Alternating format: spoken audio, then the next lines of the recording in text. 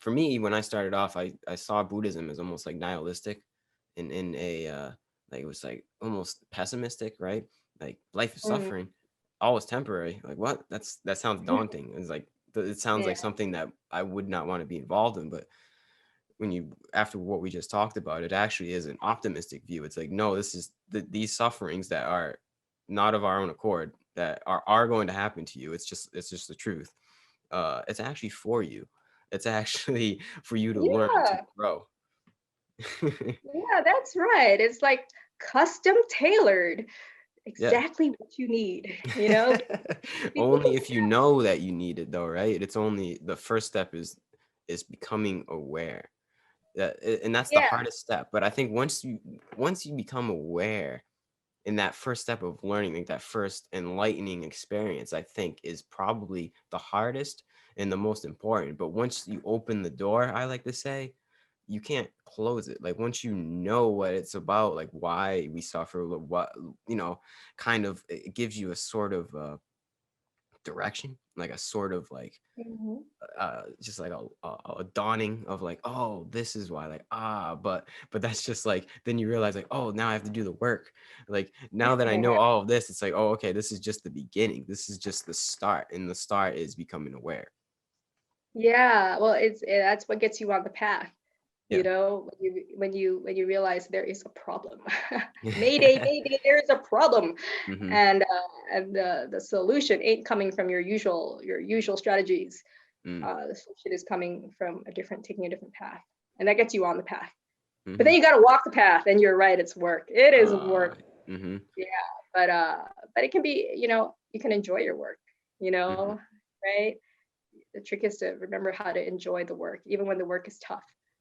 Mm-hmm. To remember to enjoy it, and that's something that is in itself a practice, to always find an angle at which you can enjoy it, and then the path, no matter how long it is, you don't mind so much because you actually enjoy it.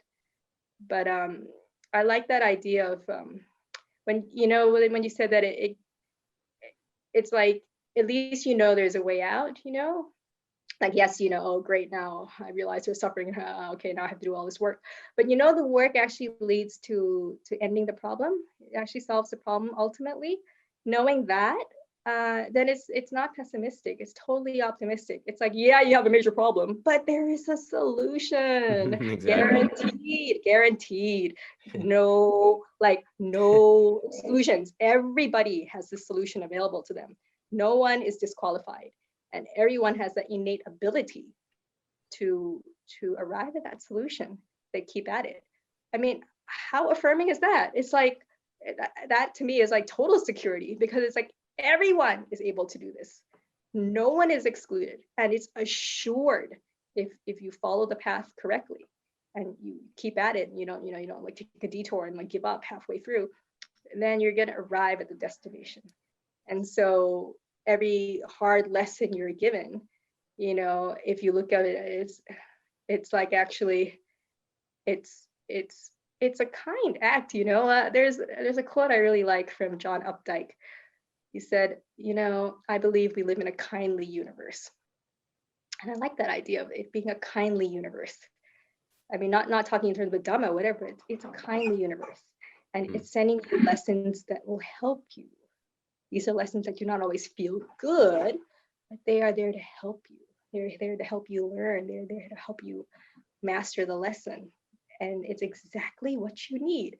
I mean, there's all this like technology now that tries to guess what people, oh, you looked at this website, or you clicked on that means you like this, and they start having advertisement that's like tailored for you, and you're like, oh my God, this is creepy.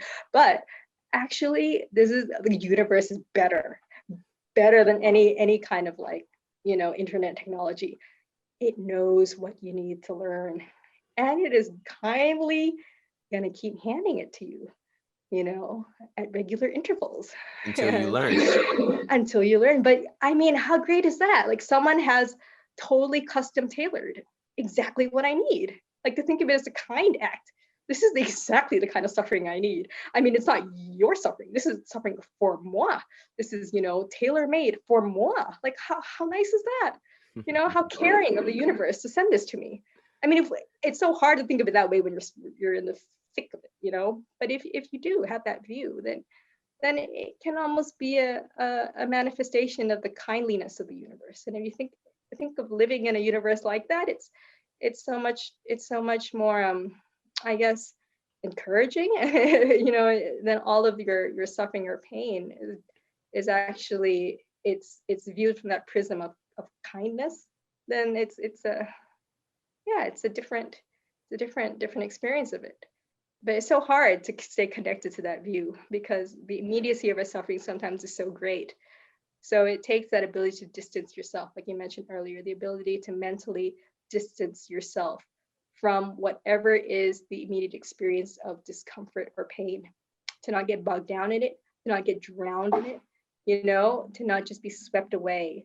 And that's where meditation is key. It's like you have to train the mind to be able to distance itself from that immediate experience enough to see that it's just an experience that is happening right now and is not going to happen forever. And you watch it morph. You can just, it's amazing, you know, like anytime you feel really distressed, it only lasts because you didn't stop to look at it. And so you keep feeding it with more thoughts. But if you actually are able to like train your mind, yeah, I'm not talking about major enlightenment experience, but you know, just be able to train your mind to the level where you're able to not feed the suffering with more stories about it, to drop the story, stop thinking about it, and just feel the experience of it in your body and watch that.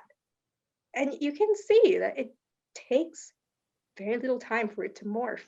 It's like you know, weather fronts. It's like clouds moving. If you ever watch a cloud, you see how it just keeps it's never still. It's like constantly shifting, even subtly, even on a still day. It's like constantly shifting. And our emotions are like that, our distress is like that. So our suffering is like that. It's like shifting, shifting, shifting constantly. And when you watch that, then it's you know, then it becomes less paralyzing because you're not just lost in it.